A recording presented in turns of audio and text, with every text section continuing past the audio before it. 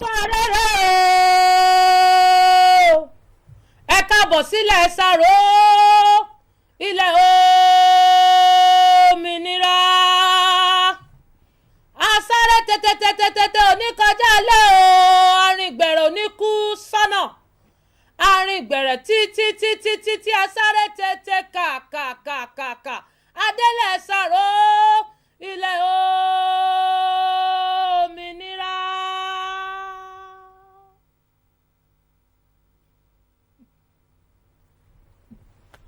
Okay, you're still on City Lace. This is still City Lace on NTA to Lagos Network Center. And that was a lovely performance by a lovely talented chanter from Sàró the musical. Mawunyo Ogun. Welcome to the studio. Thank you. That was really a nice one. While you were doing, I was wondering, are you from a family of chanters? Because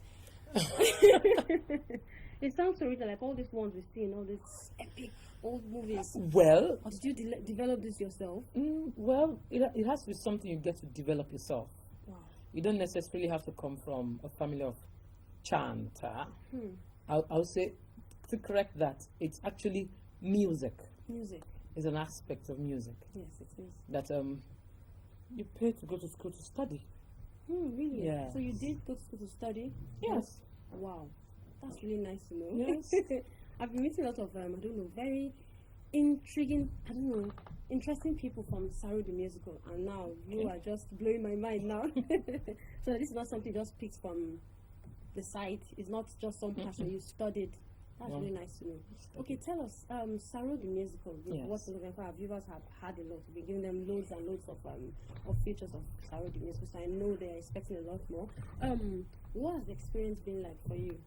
Because it's a 100-man cast, working with a lot of people. Yes. So how has it been? I think for me, what has come to play in Sàró is the experience. Like I said, I haven't been in the industry for over 2 decades, and now you have to work with people that are younger, some of them that are your contemporaries. Lots of things come to play, and now it's not just one person, it's not 2. You have almost 100 that you have to work with. So it's divine. Wow. Yes, I don't have another word for it. It's divine. I can imagine. I know there'll be a lot of people looking up to you with your wealth of experience. There'll be a lot of people looking up to you. Yes, not just plenty of that. Plenty wow. of that. Yes. Wow, I can imagine. There's so much. Okay, I also have with me Mr.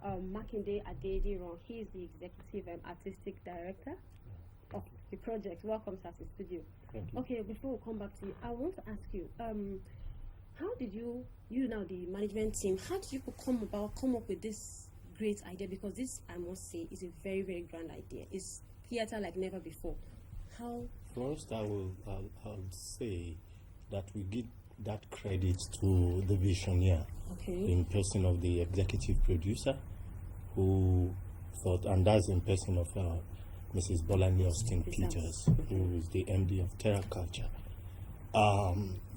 It's not an easy thing to have a vision and then run for the vision.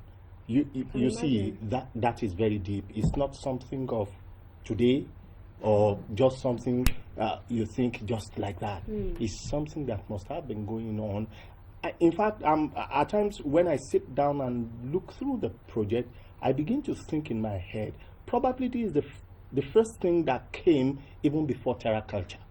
Oh, you think? Yes, because there is it doesn't just happen. Because it's too grand for it's too grand. That means there must have been a long preparation for this. And that at all time when I get to that crossroads, I'm always like, okay, I get to give this to her, So from that, whatever other thing we are talking of now is built on that platform.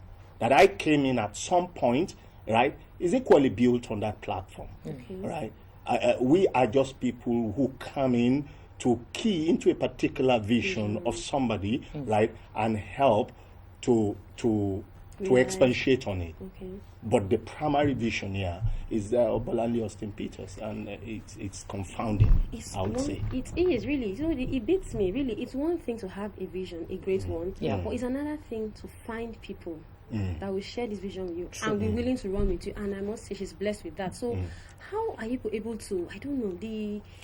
You are just, I don't know, the synergies. Now again, that's another part of the production, because for years, running a musical in Nigeria, in a country where you don't have the infrastructure, that's one of the biggest things. Because to run a musical of this magnitude, the first thing, when you look at the composition of the whole thing, technicals takes 60%. Yeah. The rest of the 40% is shared between production, advertising, publicity, and all. 60%, and if we are talking of 60%, you are talking of huge. A production that is gulping almost 100 million, if not more, right? That tells you that the infrastructure, and it's clear, we don't have the infrastructure in the country. So one of the things the production is paying for is infrastructure. To first and foremost lay the infrastructure for a musical to thrive of this nature, or else we end up in the normal dance drama or dance and music that we've been doing. Yes. For musicals, it takes another energy. Yeah. A lot of things comes into play, and that in this country we are talking money. A lot of money. We are talking money, and we are talking, in terms of synergy. Again, the synergy, finding the people who will carry this vision onto the next level. That's where personality comes to play. And that's why I say I'm tempted to believe that this is the actual vision upon which Terra culture itself is built on. Yes. Right? So it takes, because if you look at the composition of people working now, I'm just a bridge. My generation is a bridge between the old and the young guys that I'm working with. Because if you look at it very well, I'm merely a coordinator. There are other directors working with me, younger directors, vibrant, I've seen vibrant, and they are doing things. So one is just there, bridging the gap, saying, okay, guys, this is the way we need to go. Okay, you think that's not the way? They talk back at me, I talk back at them. Okay, let's go in this direction. Let's see it. And we keep on rolling it. And it's been interesting, equally challenging. Yeah.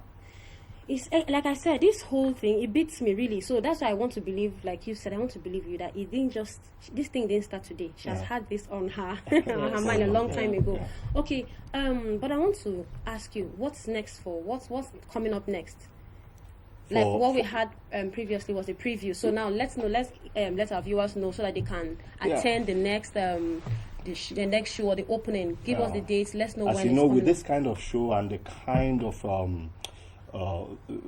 responses that has been coming, there is need at some point at every stage of it that previews here and there, selected audience, critics like coming in. At some point we will have I had a dramaturg who has to, because there is need for us to really look at what this is not just about excitement, presenting something to Nigeria. It's presenting something that is building another bridge onto the future of what this is all about. So more previews to come. Apart from that, the show itself will open to the world by 25th, 26th, and 27th of October. So viewers, look out for that and be there at the Oriental Hotel. Okay. For those of you at home, in case you're wondering what Saro is all about, it's Saro the musical, and we have some of it will be shown to you right now, so you have an idea of what it is, and be there on the 25th, 26th, and 27th to get the full picture of Saro the musical. It will blow your mind, really. It will blow your mind. Stay tuned and enjoy this.